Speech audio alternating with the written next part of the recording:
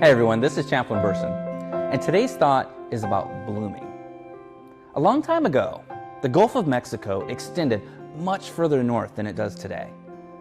When the waters receded, they left behind abundant nutrients in the southeastern United States, creating what geologists call the Black Belt because of its fertile, dark soil. Today, the Black Belt has taken on a different meaning for sociologists, as it refers to how that area contains a higher concentration of African Americans due to the generations of slave labor used to work that fertile land. In 1875, Mary McLeod Bethune was the 15th of 17 children born in that part of the country to two former slaves. Starting at only 5 years old, she had to work that rich, dark earth to help her family survive. As a child, Bethune had an experience that convinced her that the difference between opportunities for whites and blacks was education. So she became the first child in her family to attend school, walking 5 miles a day to get there, and sharing all that she could with her family. She continued her education at Scotia Seminary for Girls and D.L. Moody's Bible Institute because she wanted to become a missionary to Africa.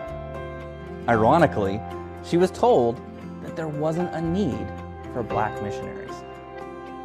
Rejected, Bethune poured her energy into helping spread education to others.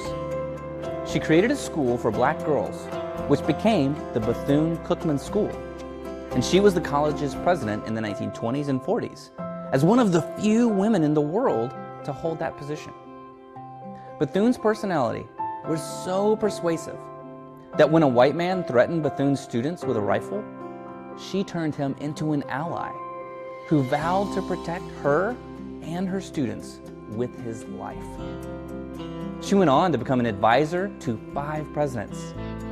She was the only woman on President Franklin Roosevelt's black cabinet and the sole black woman who was officially part of the U.S. delegation that created the United Nations Charter.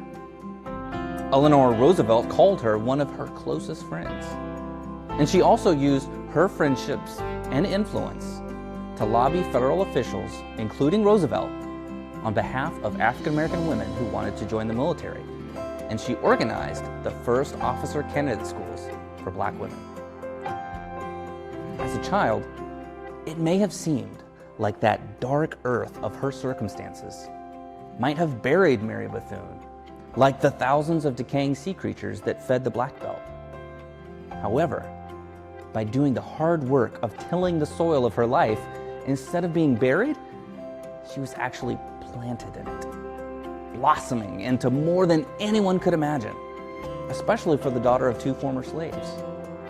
Sometimes, when we are also in a dark place, the evidence may suggest that we have been buried, when really, a deeper truth is that we have been planted.